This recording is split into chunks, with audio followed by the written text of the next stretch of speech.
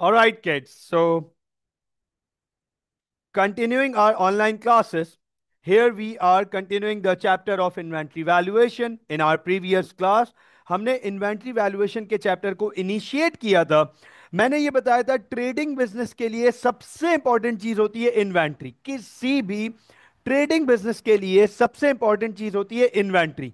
अच्छा, trading business किसी भी किस्म का हो सकता है, उसके लिए सबसे काम की चीज है इन्वेंट्री। और हर बिजनेस को over time, at the end of the period, अपने बिजनेस की इन्वेंट्री को वैल्यू करना होता है। तो इन्वेंट्री बहुत इंपॉर्टेंट है, उस पर वैल्यू करना बहुत इंपॉर्टेंट है। हमने देखा था कि सर किस तरीके से इन्वेंट्री वैल्यू कर सकते हैं। तो तीन वैल्यूज हमने देखी थी जिस पे इन्वेंट्री को वैल्यू कर सकते हैं। पहला, जो भी कंसिडर कर लो, पता चला कि सर ये तो मैथड ठीक नहीं है क्योंकि ये तो सब्जेक्टिविटी है और सब्जेक्टिविटी की अकाउंट्स में कोई गुंजाइश नहीं है। दूसरा मेथड देखा कि सेलिंग प्राइस पे वैल्यू कर लो, तो पता ये चला कि सर ये भी वैलिड मेथड नहीं है क्योंकि सेलिंग प्राइस के अंदर तो प्रॉफिट मौजूद है, प्रॉफिट इंक्लूडेड है जो कि अर्न नहीं हुआ, अभी तक रियलाइज ही नहीं हुआ। तो तीसरा मेथड था कॉस्ट प्राइस। कॉस्ट प्राइस से रिलेटेड हमने IAS 2 को डिस्कस किया कि सर IAS 2 क्या कहता है। और IAS 2 ये कहता है कि इन्वेंट्री को हमेशा दो दो चीजों के बीच कंपैरिजन करोगे। इन्वेंट्री की वैल्यूएशन के टाइम दो चीजों के बीच कंपैरिजन करोगे। Number one, cost, and number two, NRV. दो चीजों को कंपेयर करेंगे, एक कॉस्ट और दूसरा एनआरवी को। इनमें से जो कम होगा, इन्वेंट्री को हमेशा उस वैल्यू पे हम वैल्यू करेंगे, मेजर करेंगे, रिकॉर्ड करेंगे। तो अब हमने एनआरवी पढ़ा था लास्ट क्लास में कि सर एनआरवी क्या होता है। NRV expected selling price minus expected repair cost. कोई चीज हम कितने की बेच सकते हैं और उस पर रिपेयर कितने का आ रहा है उसको माइनस करो तो हमें एनआरवी, नेट रियलाइजेबल वैल्यू मिलती है। हमने लास्ट क्लास में ये एग्जाम्पल रेस की थी। एग्जाम्पल देखिएगा, एग्जाम्पल थी, मैं एग्जाम्पल पूरी पढ़ूंगा आप लोगों के सामने ताकि एग्जाम्पल रिकॉल हो जाए, रिकैप हो जाए, क्योंकि इसी एग्जाम्पल से कंटिन्यूशन है पूरा। हमारे पास केस आएगा पूरा, ये केस है पूरा, एक प्रैक्टिस केस है। इसके थ्रू आप समझोगे कि अच्छा एनआरवी एग्जैक्टली ये चीज है। तो अब आप अंडरस्टैंड कीजिएगा। कल की क्लास का फाइनल फेज ये था हमारा, कल की क्लास का सबसे आखिरी फेज ये था हमारा, mister A bought 5 cell phones. Mister A ने कल 5 सेल फोन्स खरीदे थे, ईच एट $600। हर एक सेलफोन $600 का खरीदा था। ना व्हाट इज दिस $600? सर ये कॉस्ट वैल्यू हो गई। What is this $600? सर ये कॉस्ट वैल्यू हो गई। ऑन January 1, 1 जनवरी को इन्होंने ये खरीदा था। हर एक सेलफोन $600 का था। 5 सेलफोन्स खरीदे थे with a selling price of $900। और हर एक सेलफोन की सेलिंग प्राइस $900 थी। हर एक सेलफोन $600 का खरीदा था, उसकी सेलिंग प्राइस थी $900। By the end of the week ही सोल्ड नन। और उन्होंने वीक के एंड तक कुछ भी नहीं बेचा था। उन्होंने वीक के एंड तक कुछ भी नहीं बेचा था। वो जो पहला वीक एंड हुआ मिस्टर ए का, उन्होंने एक भी सेलफोन नहीं बेचा था। सवाल आया, what was the value of mister A's closing inventory by end of first week? पहले हफ्ते के एंड पे मिस्टर ए की क्लोजिंग इन्वेंट्री की क्या वैल्यू थी? तो सर पता चला कि मिस्टर ए के पास 5 सेलफोन्स हैं, 5 सेलफोन है। हर एक सेलफोन की कॉस्ट वैल्यू है $600 और हर एक सेलफोन की सेलिंग प्राइस है $900। और हमने ये पढ़ा था कि जब यहाँ पे कोई रिपेयर्स की बात नहीं हुई हुई तो हम ये अज्यूम करेंगे कि ये डैमेज नहीं हुए हुए, इन पे कोई डैमेज नहीं आया हुआ, इनकी कोई वैल्यू पे फर्क नहीं पड़ा। तो इसका मतलब रिपेयर जीरो है और एक्सपेक्टेड सेलिंग प्राइस है 900। तो इस केस में एनआरवी हो गई 900। अब एनआरवी 900 है और कॉस्ट है 600। हमें इन्वेंट्री को वैल्यू करने के लिए इन दोनों वैल्यूज को कंपेयर करना पड़ेगा। हम एनआरवी को कंपेयर करेंगे और हम कॉस्ट को कंपेयर करेंगे और इनमें से जो कम होगी उस पे इन्वेंट्री को वैल्यू करेंगे। So 5 cell phones were valued at 600 because cost was lower. तो हमें पता चला था कि मिस्टर ए के पास $3000 के सेलफोन्स हैं। ये हमारी प्रीवियस क्लास का कंटेंट था। मुझे बता दो क्या सारा रिव्यू हो गया? क्या सारा रिव्यू हो गया? Are we good to proceed? Are we good to go on? आज की क्लास को कंटिन्यू करें? कल की क्लास का सारा रिवीजन हो गया। परफेक्ट, चले आज की क्लास कंटिन्यू करते हैं। अब मिस्टर ए के पास 5 सेल फोन्स हैं। हर एक सेलफोन $600 का खरीदा गया है और मार्केट वैल्यू है उनकी $900। अब अगला हफ्ता आने वाला है। चले आगे चलते हैं। द नेक्स्ट वीक, हाँ भाई, सीजन का एपिसोड 2 आ गया। सीजन का एपिसोड 2 आ गया। The next week mister A sold 3 cellphones each at $900। अगले हफ्ते मिस्टर ए ने अपने 3 सेलफोन्स $900 पे बेचे। No new cellphones were purchase, और कोई नए सेलफोन नहीं खरीदे। अब पूछ रहे हैं what was the value of mister A's closing inventory by end of second week. कह रहे बताओ भाई सेकेंड वीक के एंड तक मिस्टर ए की इन्वेंट्री की क्या वैल्यू थी। अब नोट कीजिएगा, मिस्टर ए ने जो सेलफोन्स खरीदे थे उनकी कॉस्ट तो वही रहेगी $600। Right? Cost would not change. Cost would not change, cost तो नहीं चेंज होने वाली सर। कॉस्ट तो किसी सूरत चेंज नहीं होने वाली। Cost will remain 600। N R V, net realisable value, selling price है expected $900। Right? Expected selling price है $900 और रिपेयर्स हैं 0। रिपेयर्स हैं 0। तो एनआरवी तो वंस अगेन $900 हो गई। एनआरवी वंस अगेन $900 हो गई। अब मिस्टर ए के पास 5 में से उन्होंने 3 सेलफोन्स बेच दिए हैं। उनके पास टोटल 5 सेलफोन्स थे, 3 उन्होंने सेल कर दिए, तो सर कितने रह गए? सर उनके पास 2 सेलफोन्स रह गए। 2 सेलफोन्स एट $600। 2 सेलफोन उनके पास रह गए $600। $600 से कहां से आया? कॉस्ट 600 है, एनआरवी 900 है। हम इन दोनों को कंपेयर करेंगे, इनमें से जो कम होगा हम उस पर वैल्यू कर देंगे। तो कॉस्ट कम है, तो अब हमारी जो वैल्यू आई $1200 आ गई। तो क्लोजिंग इन्वेंट्री $1200 है हमारे पास। ये हो गया हमारे पास मिस्टर ए की closing inventory by the end of second week. मुझे पता है यहां तक कोई प्रॉब्लम नहीं होगा, ये बहुत आसान है, यहां तक कोई कंफ्यूजन नहीं होगी। आई आई नो दिस। मुझे ये बात पता है कि यहां तक आप लोगों को कोई कंफ्यूजन नहीं होगी। चले आगे चलते हैं। Moving on towards the next week, अब हमारे पास सीजन का 3rd एपिसोड आ गया। गौर से देखिएगा अब यहां क्या हो रहा है। कह रहा है the next week 2 cellphones got damaged. अब दो, ये पता है हमें मिस्टर ए के पास 2 सेलफोन्स पड़े हुए थे। सेकेंड वीक के एंड पे मिस्टर ए के पास 2 सेलफोन पड़े हुए थे।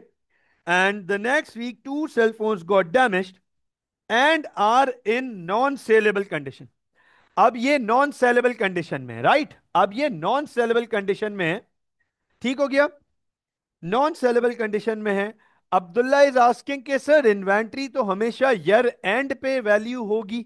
नहीं नहीं नहीं, ये हमारी गलत फहमी है। इन्वेंट्री हमेशा टाइम पीरियड के एंड पे वैल्यू होगी। अब ये बिजनेस के ऊपर डिपेंड करता है। ये बिजनेस टू बिजनेस वेरी करता है। हो सकता है कोई बिजनेस ऐसा हो जो रोज अपनी इन्वेंट्री वैल्यू करे, रोज डे एंड पे, डेली, तो उसके बिजनेस का टाइम पीरियड डेली है। हो सकता है कोई वीकली अपनी इन्वेंट्री को वैल्यू करे, हर सैटरडे क्लोजिंग के टाइम अपनी इन्वेंट्री को वैल्यू करे, उसका टाइम पीरियड वीकली है। कोई मंथली करेगा और एनुअली तो करना ही पड़ेगा। Got it Abdullah? क्लियर है? बाकी सबको भी क्लियर हो जाना चाहिए ये। ठीक है? ये बिजनेस टू बिजनेस वेरी करेगा। हर बिजनेस का अपना टाइम पीरियड होगा, उनकी अपनी हिसाब की अकाउंटिंग होगी, और वो अपनी अकाउंटिंग के टाइम पीरियड के एंड पे इन्वेंट्री को वैल्यू करेंगे। राइट? अब कह रहे 2 सेलफोन्स थे, डैमेज हो गए। राइट? और वो अब सेलेबल कंडीशन में नहीं है अभी। उन दोनों सेलफोन्स को they both can be sold for $800 each. अब आप देखो, नॉर्मल सेलफोन $900 का सेल हो रहा है। ये दोनों सेलफोन्स डैमेज हो गए हैं और सेलेबल कंडीशन में नहीं है। कह रहे हैं $800 का बेच सकते हैं, लेकिन शर्त यह है, if $100 repair is done on on each of the cell phone. ये दोनों 800 800 के बेचे जा सकते हैं इस कंडीशन में कि इन दोनों पे 100 100 रुपए का खर्चा किया जाए। 100 100 रुपए का रिपेयर लगेगा, तब ये जाके 800 800 के सेल हो सकते हैं। नो सेल फोन वर बॉट और सोल्ड। मिस्टर ए ने कोई सेल फोन ना खरीदा ना बेचा। अब सवाल है, बताओ भाई मिस्टर ए की क्लोजिंग इन्वेंट्री क्या है? तो अब गौर से देखिएगा, नोट कीजिएगा। सर, जो मिस्टर ए के सेलफोन्स की कॉस्ट है वो $600 है। अब देखिएगा, फोकस कीजिएगा। जो मिस्टर ए के सेलफोन की कॉस्ट है वो $600 है। एनआरवी। अब बताओ जरा, अब एक्सपेक्टेड सेलिंग प्राइस कितनी है? अब तो आप लोग बता सकते हैं, अब तो आप लोग बता सकते हैं, अब तो काफी इजी हो गया। अब बताएं, what is the expected selling price? NRV का फॉर्मूला है expected selling price minus expected repair cost. क्या लगता है, क्या है expected selling price? Yes please, very good Umar, बिल्कुल ठीक। बाकी लोगों का जवाब नहीं आए बेटा। व्हाट अबाउट अब्दुल्ला, अहमद, आमना, हमजा, इब्राहिम, मूसा, राव, सभी, Yusra, Zara? What is the expected selling price right now? What is the expected selling price right now? Expected selling price, मैं एक्सपेक्टेड सेलिंग प्राइस पूछ रहा हूं। What is the expected selling price? हाँ, 800, राइट। अब expected selling price है 800। मूसा, 900 तो previous case में थी ना, लिखा हुआ तो है they both can be sold for $800 each. लिखा हुआ है सामने $800 ईच। तो एक्सपेक्टेड सेलिंग प्राइस हो गई $800। अब बताओ, ये $800 का किस कंडीशन में बेच सकते हैं? जब इस पे रिपेयर्स कितना होगा? तो बताओ, रिपेयर कॉस्ट कितनी आ रही है? रिपेयर कॉस्ट कितनी आ रही है? सामने ही लिखा हुआ है repair cost. How much is the repair cost right now? $100, right. How much is the repair cost? Sir, repair cost is the $100। तो अब जरा ये बताएं, व्हाट इज द एनआरवी? बताओ जरा, क्या है एनआरवी? इस केस में नेट रियलाइजेबल वैल्यू कितनी हो गई? 700। 700, ये देखें। अब आप देखो, पिछले केसेस में हमारी एनआरवी थी 900। पिछले दोनों केसेस में हमारी थी एनआरवी 900। अब इस केस में क्योंकि सेलफोन डैमेज हो गया, तो नेट रियलाइजेबल वैल्यू चेंज हो गई। अब आप मुझे बताओ, लेकिन लॉ, रूल वही रहेगा, रूल विड रिमेन सेम, कि कॉस्ट और एनआरवी को आपस में कंपेयर करो। कि कॉस्ट और एनआरवी को आपस में कंपेयर करो। अच्छा, अभी बताओ, लोअर कौन सी वैल्यू है? कॉस्ट वैल्यू लोअर है या NRV is lower? What do you guys see? Is the cost value lower और एनआरवी लोअर? है ना? What do you guys see? Cost value, right. Sir, the cost value is lower. तो अब आप देखें, mister A की जो closing inventory है वो है to cell phones eight $600।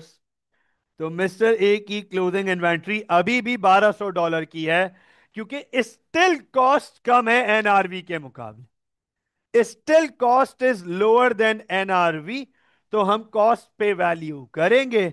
I hope that this is becoming now very clear. I hope कि आप लोगों को ये बहुत इजीली और क्लियरली समझ आ रहा होगा। इसमें अब कोई प्रॉब्लम नहीं होनी चाहिए। अगले हफ्ते की जो एग्जाम्पल आने वाली है, इससे आप लोगों को बिल्कुल क्लैरिटी हो जाएगी, सारी चीजें सामने आ जाएंगी आपके। इसमें कोई प्रॉब्लम नहीं आएगा। चलें, आगे चलते हैं। अब आप देखो, कह रहे the next week. The next week, अभी तक मिस्टर ए के पास दो सेलफोन मौजूद हैं और उसकी कॉस्ट है $600। उनकी वैल्यू है दोनों की मिलाकर $1200। I hope this is very clear so far right now. चलें, आगे चलते हैं। कह रहे the next week mister A came to know that all his cell phones are devalued in the market and can be sold for $500 each. अब आप गौर से देखो, अंडरस्टैंड करना। मिस्टर ए को पता चला कि भैया उनके पास जितने सेल फोन पड़े, दो सेल फोन पड़े, उनके पास जितने सेल फोन पड़े मतलब दो सेल फोन पड़े, तो मार्केट डाउन हो गई है।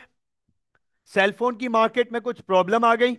हो सकता है कंपनी ने उससे लेटेस्ट मॉडल थ्रो कर दिया मार्केट में। हो सकता है मार्केट में उस मॉडल का शिपमेंट उतर गया हो, जिसकी वजह से सप्लाई बढ़ गई और वैल्यू कम हो गई। व्हाट्सोएवर, कमोडिटीज में ऊपर नीचे हो जाती हैं चीजें। तो अब वो कह रहे हैं मिस्टर ए को ये पता चल गया कि उनके दोनों सेलफोन $500 के सेल होंगे, इससे ज्यादा के नहीं। कुछ भी कर लो, $500 के सेल होंगे। नोट करना, गौर से देखना। उसके अलावा मिस्टर ए ने तीन नए सेलफोन्स और खरीदे। Mister A purchase three new cellphones for $800 each with a selling price of $1200। अब मिस्टर ए ने तीन नए सेलफोन्स और खरीदे। हर एक सेलफोन $800 का खरीदा और हर एक सेलफोन की सेलिंग प्राइस $1200 है। राइट है। अच्छा, अब्दुल्ला का बड़ा इंपॉर्टेंट एक क्वेश्चन आया है, बहुत इंपॉर्टेंट क्वेश्चन आया है सबके सामने। और ये क्वेश्चन अच्छा लगा मुझे, मैं सबके सामने रिपीट कर देता हूं और फिर मैं इस पे बात भी कर लेता हूं। अब्दुल्ला कह रहा है कि सर फिर ये क्या गेन और लॉस ऑन डिस्पोजल नहीं होगा? गेन या loss on disposal, Abdullah, disposal हमेशा नॉन करंट एसेट का होता है बेटा। गुड्स का डिस्पोजल नहीं होता। गुड्स के डिस्पोजल को हम सेल कहते हैं। Goods sold are known as sales. जबकि डिस्पोजल हमेशा नॉन करंट एसेट का होता है। और ये नॉन करंट एसेट नहीं है हमारे, ये बिजनेस के गुड्स हैं। राइट। तो जब हम नॉन करंट एसेट बेचेंगे तब डिस्पोजल का टॉपिक पढ़ेंगे, वो आएगा डेप्रिसिएशन के टॉपिक में हमारे साथ। I hope that Abdullah you got the answer and other got the point as well. कि अब्दुल्ला ने पूछा कि सर क्या गेन और लॉस ऑन डिस्पोजल नहीं आएगा यहां पे हमारे पास? तो बेटा गेन और loss on disposal non current asset से रिलेटेड होता है और वो हम आगे डेप्रिसिएशन के टॉपिक में पढ़ेंगे। ये तो गुड्स हैं। गुड्स बेचने को सेल्स कहते हैं, या सारी चीजें सेल्स से रिलेटेड हो रही हैं। अब आप देखें, इस वीक दो एक्टिविटीज हुई हैं, दो कारनामे हुए हैं। इस वीक दो हादसा हुए हैं या दो चीजें हुई हैं। पहला ये कि मिस्टर ए के सेलफोन्स की वैल्यू कम होके $500 हो गई है। और दूसरा ये कि मिस्टर ए ने तीन नए सेलफोन खरीदे हैं। $800 के खरीदे तीनों सेलफोन और उनकी सेलिंग प्राइस है $1200। तो इसका मतलब मिस्टर ए के पास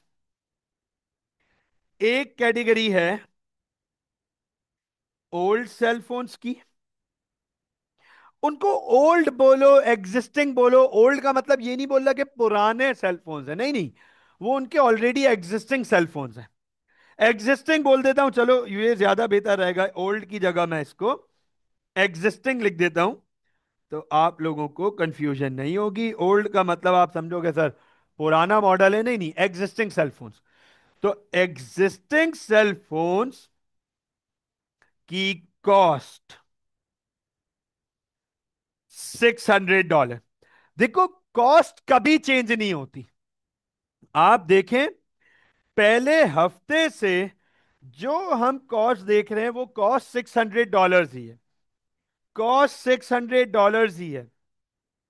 कॉस्ट 600, कॉस्ट थोड़ी चेंज होगी।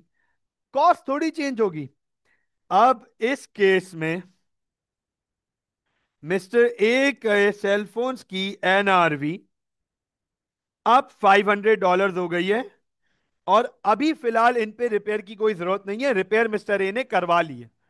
मिस्टर ए ने उन्हें $100 पे रिपेयर करवा लिया था और रिपेयर होने के बाद उनकी एनआरवी थी 700।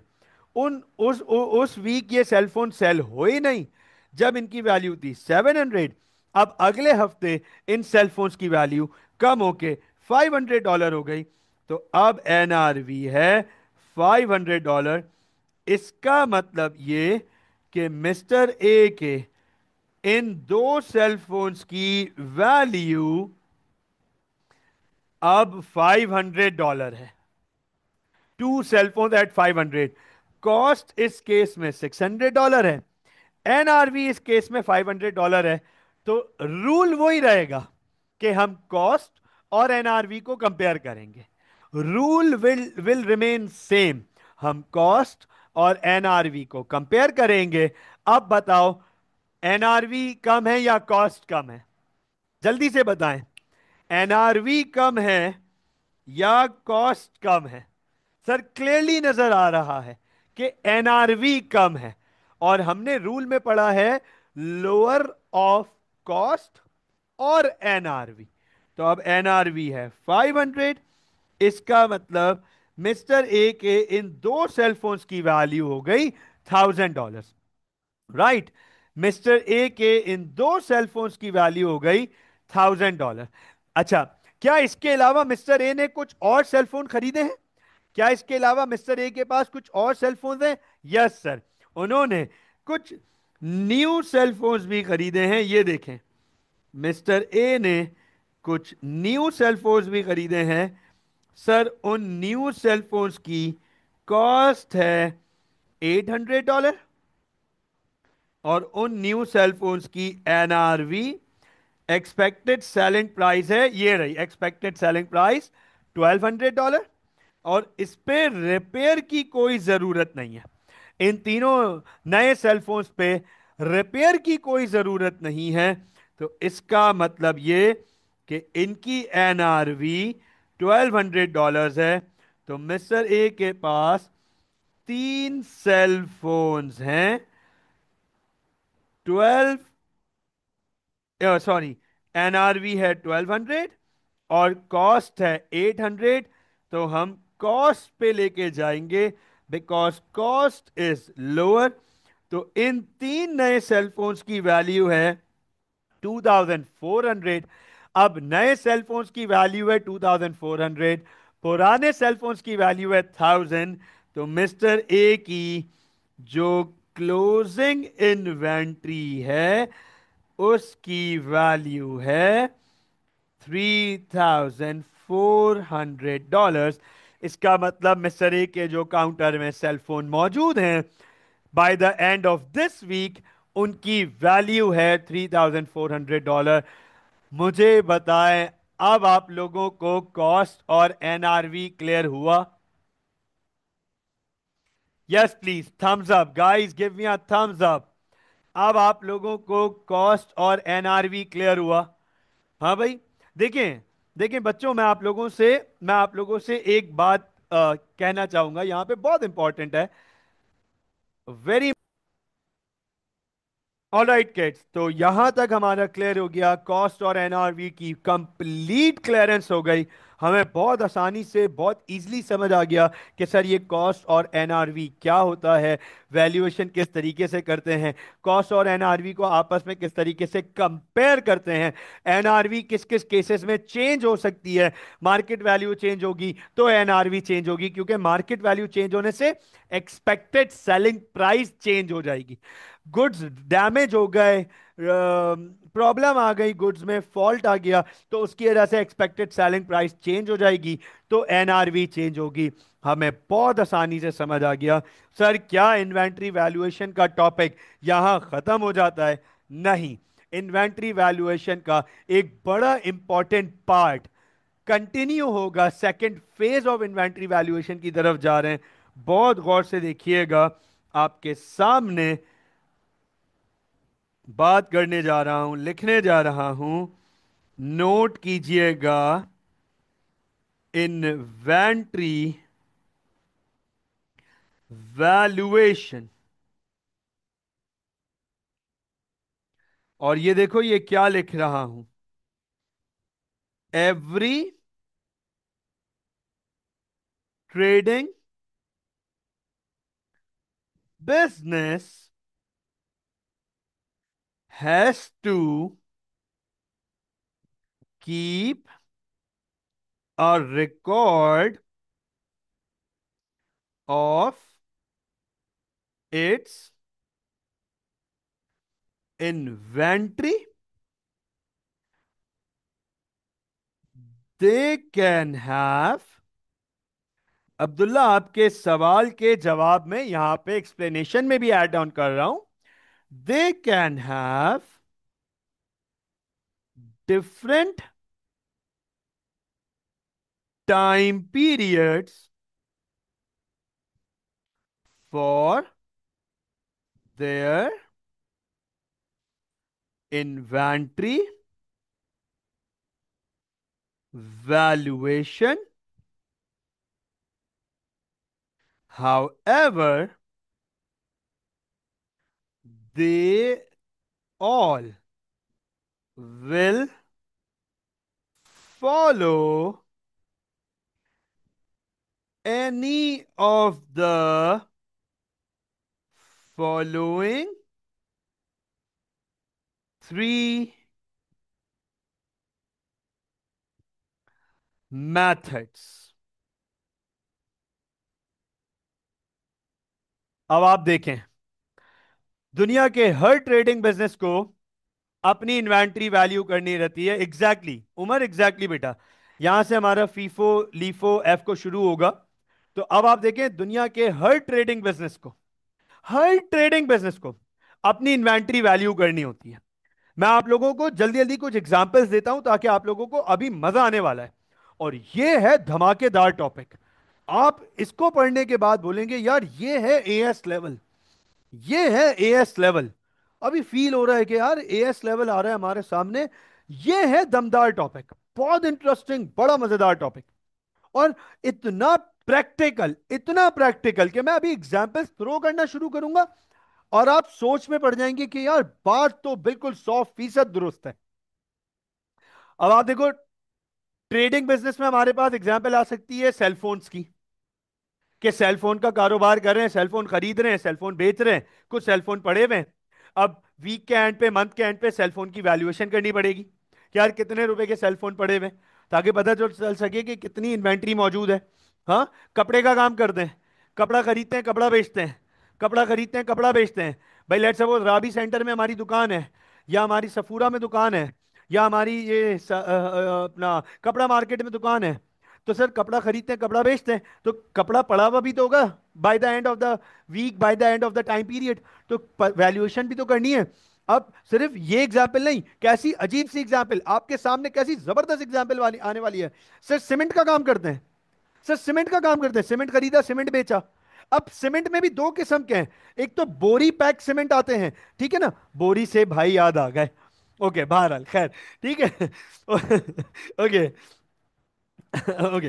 तो एक तो बोरी में सीमेंट आती है और एक बगैर बोरी के सीमेंट आती है, सर रॉ सीमेंट आती है, राइट, सादी सीमेंट आती है। तो अब सीमेंट किस फॉर्म में आ रही है, उस सीमेंट का काम करने वाले को भी तो इन्वेंट्री वैल्यू करनी पड़ती है। हाँ, मट्टी का काम करते हैं, सर सरिये का काम करते हैं, पत्थर का काम करते हैं। ओ हो, इमेजिन करें, ये सब इन्वेंट्री वैल्यूएशन करेंगे। सिर्फ मार्ट इन्वेंट्री वैल्यूएशन थोड़ी करेगा, सिर्फ ट्रेडिंग बिजनेस थोड़ी इन्वेंट्री वैल्यूएशन करेगा, ये सब इन्वेंट्री वैल्यूएशन करेंगे। These all people will be doing their business inventory valuation. पत्थर वाला, मट्टी वाला, सीमेंट वाला, पेट्रोल पंप वाला भी तो इन्वेंट्री वैल्यूएशन करेगा। By the end of the month, by the end of the time period, by the end of the day, by the end of the week, वो चेक करेगा कि उसके उसके फ्यूल टैंक में कितना पेट्रोल मौजूद है। नमक, वेरी गुड यार, इब्राहिम कह रहे थे सॉल्ट। तो इस जो सिर्फ सॉल्ट बिजनेसेस वाले होंगे वो अपनी सॉल्ट की वैल्यूएशन करेंगे, ज्वेलर्स वाला गोल्ड की वैल्यूएशन, अपने हर बिजनेस, हर ट्रेडिंग बिजनेस अपनी इन्वेंट्री को वैल्यूएशन करेगा। सुन लीजिएगा, उसका टाइम पीरियड डिफरेंट हो सकता है, दे can have different time periods, लेकिन वो मैथड्स तीन में से कोई एक फॉलो करेगा। इन तीन मैथड्स में से कोई ना कोई मैथड फॉलो कर रहे होंगे। अहमर का क्वेश्चन है, सर रिकॉर्ड ना करने के क्या नुकसान होंगे? बेटा अगर वो रिकॉर्डिंग ना करेंगे तो उनको कभी ये पता ही नहीं चल सकेगा कि उनके बिजनेस में प्रॉफिट या लॉस कितना हो रहा है, कभी नहीं पता चल सकेगा। क्योंकि क्योंकि ये इन्वेंट्रीज, ये देखो मैं आपको एक चीज कल की क्लास से रिलेट कर रहा हूं, कल की क्लास से एक चीज रिलेट कर रहा हूं, मैंने यहां पे लिखा था, ये देखिएगा। क्योंकि इन्वेंट्री कॉस्ट ऑफ सेल्स का पार्ट बनती है इनकम स्टेटमेंट में, और अहमद हम इनकम स्टेटमेंट इसलिए बनाते हैं ताकि बिजनेस का प्रॉफिट लॉस पता कर सकें। तो जब हमारे पास इन्वेंट्री ही वैल्यू नहीं होगी तो हम उसे कॉस्ट ऑफ सेल्स में लेके नहीं जाएंगे, और जब कॉस्ट ऑफ सेल्स में नहीं लेके जाएंगे तो कॉस्ट ऑफ सेल्स की वैल्यू गलत आएगी, और कॉस्ट ऑफ सेल्स की वैल्यू जब गलत आएगी तो बेटा फिर बिजनेस का प्रॉफिट गलत आएगा। ठीक हो गया। आई hope that this is a very clear answer बेटा। चलें, अब आगे चलते हैं। तो सर ये तो पता चल गया कि हर बिजनेस अपने हिसाब से इन्वेंट्री वैल्यू करता है, अपने टाइम पे इन्वेंट्री वैल्यू करता है। लेकिन तीन मेथड्स हैं जो अप्लाई होते हैं, उनमें से उन्हें कोई एक मेथड फॉलो करना पड़ता है। तो सर ये तीन मेथड्स क्या हैं? गौर से देखिएगा, मैं यहां आपके सामने लिखने जा रहा हूं। The three methods, the three methods, number one, गौर से देखिएगा। नंबर वन,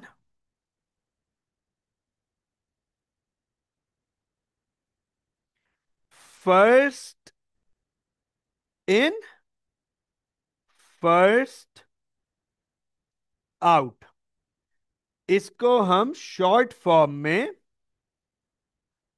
फीफो कहते हैं। First in first out, inventory का ये एक ऐसा मेथड है, इन्वेंट्री वैल्यूएशन का ये एक ऐसा मेथड है जो कहता है, जो फॉलो करता है इस प्रिंसिपल को कि जो पहले इन्वेंट्री आई थी वो पहले जाएगी, ऑर्डर फॉलो होगा। ऑर्डर फॉलो होगा, एक सिस्टम फॉलो होगा कि जो गुड्स पहले आए हैं वो गुड्स पहले जाएंगे। फर्स्ट इन फर्स्ट आउट, ये वाला माल, ये वाला सामान, ये वाला स्टॉक, ये वाला कंटेनर, ये वाला बॉक्स, ये वाला शिपमेंट पहले आया था तो जाएगा भी पहले, ये पहले निकालेंगे। सवाल आता है स्टूडेंट्स का कि सर कोई प्रैक्टिकलिटी है, ये कहां अप्लाई होता है? तो याद रखिएगा, ये फास्ट मूविंग कंज्यूमर गुड्स पे अप्लाई होता है, जिन्हें हम FMCGs कहते हैं, फास्ट मूविंग कंज्यूमर गुड्स, जो बहुत तेजी से जिनकी डिमांड है और बहुत तेजी से जो यूज होते हैं, जो तेजी से आते और जाते हैं बिजनेस में, उन्हें हम FMCGs कहते हैं। Example like oil, milk, dairy items, bakery items, perishable items like vegetable and fruits. First in first out. अब आप देखो, दूध का जो जो टेट्रा पैक्स होते हैं, ये जो हलीब है, मिल्क पैक है, ऑलपर्स है, डेयरी उमंग है, टेट्रा पैक जो मिल्क होते हैं सर, उनकी एक लाइफ होती है, एक्सपायरी होती है उनकी, और उनकी लाइफ बहुत शॉर्ट होती है। मुझे जहां तक पता है कि शायद 3 वीक्स या 1 मंथ की शेल्फ लाइफ होती है उनकी, या इससे भी कम होती होगी, इससे भी कम होती होगी। अब आप देखो, शेल्फ पर आ गया, तो इससे पहले कि ये एक्सपायर हो जाए, बिजनेस चाहेगा कि इसको पहले निकालो, ये पहले जाएगा, क्योंकि पता है बिजनेस को ये पेरिशेबल आइटम है, इसकी एक लाइफ है, इसकी एक सर्टेन लाइफ है, उसके बाद एक्सपायर हो जाएगा। अंडरस्टैंड करना, अंडरस्टैंड करना, शैम्पू में, सोप्स में ये केस नहीं है। हाँ, शैम्पू में, सोप्स में ये केस नहीं है। इसमें इसमें एक्सपायरी का कोई केस नहीं है। तो याद रखिएगा, जिन केसेस में पेरिशेबल आइटम होते हैं, एक लाइफ होती है, वो जल्दी निकालने पड़ते हैं। तो जो पहले आया वो पहले गया। इब्राहिम ने एक वर्ड लिखा है, एग्जाम्पल दिए सर, ब्रेड।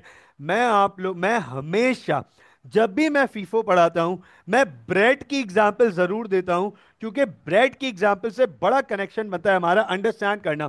और बहुत पॉपुलर एग्जाम्पल है, बहुत कॉमन एग्जाम्पल है समझने के लिए। इब्राहिम नहीं भी बोलता ब्रेड, मैंने ये एग्जाम्पल देनी ही थी, मेरे पुराने रिकॉर्डेड लेक्चर्स में भी आपको ब्रेड की एग्जाम्पल मिलेगी। और ये आज से नहीं, पता नहीं कब से मैं ब्रेड की एग्जाम्पल देता आता हूँ, बहुत कॉमन है, क्योंकि अपनी आंखों के सामने फीफो पढ़ाने से पहले फीफो होते हुए देख लिया। होता क्या है, लेट सपोज मैं गया शॉप पे ब्रेड खरीदने के लिए, तो जो मैं ब्रेड खरीद रहा हूं, अंडरस्टैंड कीजिएगा, दुकानदार भी मेक श्योर करता है कि फर्स्ट इन फर्स्ट आउट वाले हिसाब से जो पहले आया हुआ माल है वो सामने रखा जाए, क्योंकि ये पहले निकलना चाहिए। ठीक है। अब सुबह सुबह गाड़ी आ गई, उसने ब्रेड, लोफ्स ऑफ ब्रेड डिलीवर कर दिए, बेकरी वाले ने डिस्प्ले पे लगा दिए, अंडरस्टैंड कीजिएगा, और बेकरी वाला इसको डिस्कार्ड करना शुरू करेगा। अब दोपहर में भी एक गाड़ी आई, दोपहर में जो गाड़ी आई है उसने लोफ रखे, तो बेकरी वाले आमतौर पे, दूध वाले, डेयरी वाले इसको सेकंड रो में रखेंगे, फ्रंट में नहीं रखेंगे, सेकंड रो में रखेंगे, क्योंकि उनको सुबह वाला माल पहले डिस्कार्ड करना है, अनलेस अनलेस उनको ऐसा लगे कि नहीं यार अब ये बेचने के काबिल नहीं है। वही वाली बात हो गई ना, नॉन सेलेबल कंडीशन। अब लोग इसको इसको इसको देखेंगे। एक तो हमारे पाकिस्तानी हाथों में सेंसर्स हैं, हमारे पाकिस्तानी हाथों में सेंसर्स हैं। ब्रेड दबा के पहचानते हैं कितनी ताजी है। मतलब ये आज तक मेरे को समझ नहीं आया। मैं खुद भी ये करता हूँ, लेकिन इसकी कोई लॉजिक नहीं है, उसमें कोई मतलब मुझे मेरे को it's very hard to justify कि यार हाथ दबा दबा के चेक कर रहे हैं कि कितनी ताजी है, कम ऑन यार। बहरहाल, बहरहाल, तो अब अगर दुकानदार को लगता है कि वो जो फ्रंट वाला रो है वो कस्टमर नहीं नहीं नहीं भाई ये सेल नहीं होगा, अब समझो वो पीछे रख देगा और अभी जो माल आया है उसको आगे रख देगा और पुराने वाले माल को वापस भेज देगा, तो रहेगा हिसाब फर्स्ट इन फर्स्ट आउट ही। ये हमेशा फर्स्ट इन फर्स्ट आउट ही रहता है। ठीक हो गया। हाँ एग्जैक्टली exactly, जितनी सॉफ्ट उतनी ताजी वाला लॉजिक जो है वो तो हमारे लिए ये पता नहीं क्या है। बहरहाल, तो आई होप दैट इससे इन्वेंट्री वैल्यू कैसे करेंगे। अरे नहीं नहीं नहीं, ये सिस्टम फॉलो करते हुए पता चल गया ना कि कितने गुड्स पड़े हुए हैं। अब मिसाल के तौर पे शॉपकीपर ने बोला यार अभी पता करो भाई कितने रुपए की ब्रेड पड़ी हुई है, कितने रुपए की ब्रेड पड़ी हुई है। तो first in first out principle follow करते हुए वो यूज तो कॉस्ट और एनआरवी ही करेगा। बात समझ आई अब्दुल्ला? यूज तो वो कॉस्ट और एनआरवी करेगा, सिस्टम कौन सा फॉलो कर रहा है, मेथड कौन सा फॉलो कर रहा है। First in first out, goods आने और जाने की बात हो रही है। Is that clear? ठीक हो गया। मेथड की बात हो रही है, मैथ और एंड में वैल्यूएशन में तो वो कॉस्ट और एनआरवी ही यूज करेगा कि कॉस्ट क्या है और एनआरवी। अब यहां पे ये देख रहे हैं कि यार जो गुड्स आ रहे हैं वो किस हिसाब से जा रहे हैं, वो निकल कैसे रहे हैं। पहले तो पहला सिस्टम बोलो, पहला सिस्टम तो नहीं बोलेंगे, मेथड बोलेंगे। फर्स्ट इन फर्स्ट आउट, आपको समझा दिया फर्स्ट इन फर्स्ट आउट क्या होता है। अब दूसरा मेथड है हमारे पास, गौर से देखिएगा, द सेकंड मेथड, इसको हम कहते हैं लास्ट इन फर्स्ट आउट।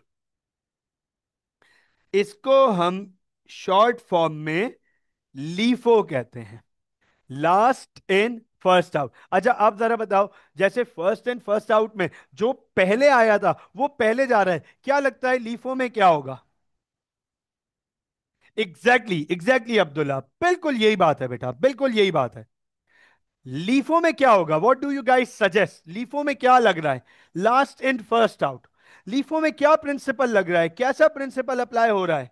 यहां इन्वेंट्री के मैनेजमेंट का सिस्टम क्या है? लीफो में क्या लग रहा है? Last in first out. जो सबसे आखिरी में आया वो माल सबसे पहले जाएगा, लीफो। जो माल सबसे आखिरी में आया वो सबसे पहले बाहर जाएगा, लास्ट इन फर्स्ट आउट। अब मैं आप लोगों को यहां पर एक चीज लिख के दिखा रहा हूं, फोकस कीजिएगा। ये अब आपके सिलेबस का पार्ट नहीं है, इस पे न्यूमेरिकल टेस्ट नहीं हो सकते, लेकिन इस पे थ्योरी टेस्ट हो सकती है। आपसे एग्जामिनर इसका न्यूमेरिकल अब टेस्ट नहीं करता।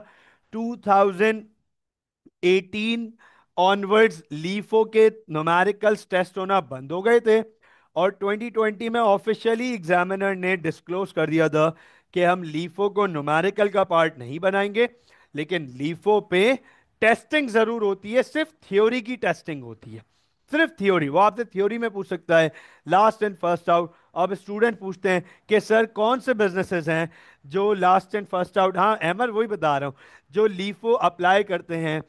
ये क्यों रिमूव हुआ? अच्छा मैं ये भी उमर का सवाल बहुत वैलिड है सर, लीफो क्यों यूज रिमूव हुआ? लीफो प्रैक्टिकली बहुत कम बिजनेस यूज करते हैं दुनिया भर में। तो accounting is a real world thing. तो अकाउंटेंट्स को भी पता चला, सीआई को ने रियलाइज किया कि यार ये लीफो तो बहुत कम बिजनेसेस यूज करते हैं, लेकिन तादाद कम है, तो लेट इट बी, हम इसको लीफो को सिलेबस से हटा देते हैं। अब एग्जाम्पल क्या है इनकी लास्ट एंड फर्स्ट आउट की, अंडरस्टैंड कीजिएगा। सर लेट सपोज मैं चेयर्स बनाने वाली कंपनी हूं और मैं वो गार्डन चेयर्स बनाता हूं, वो जो प्लास्टिक की गार्डन चेयर्स होती हैं मैं वो बनाता हूं।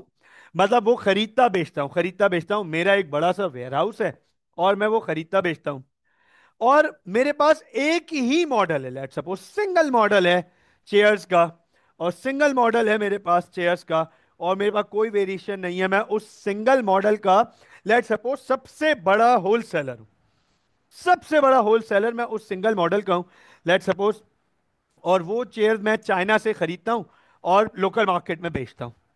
अब मेरे पास जब शिपमेंट आएगा, मैंने शिपमेंट वेयर हाउस में लोड करवा दिया, तो मैं लोड कराऊंगा सबसे पीछे, कि यार इसको सबसे पीछे लोड कराओ क्योंकि वेयर हाउस में सबसे पीछे जाना चाहिए ताकि मेरे पास और जगह हो।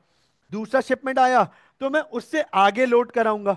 तीसरा शिपमेंट आया, मैं उससे आगे लोड कराऊंगा, क्योंकि चेयर्स में कोई लाइफ नहीं है, कोई प्रॉब्लम नहीं है, इसकी लाइफ का कोई इशू नहीं है। तो जो सबसे आखिरी में आया, अब कस्टमर आएगा तो मैं ये थोड़ी बोलूंगा जो वो वाला शिपमेंट आया था ना वहां से माल निकाल के दो, नहीं नहीं नहीं नहीं, जो सबसे फ्रंट में माल पड़ा हुआ है ये निकाल दो।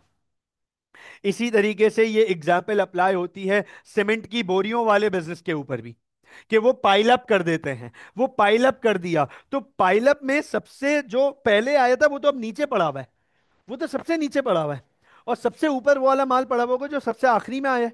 ऊपर से स्टॉक स्टैकिंग ऊपर से तो नहीं हो सकती ना, ऐसा तो नहीं ना कि हमने हवा में जाके रख दिए शुरू के माल और बाद में नीचे रख दिया कि सर शुरू वाला माल पहले निकाल देंगे।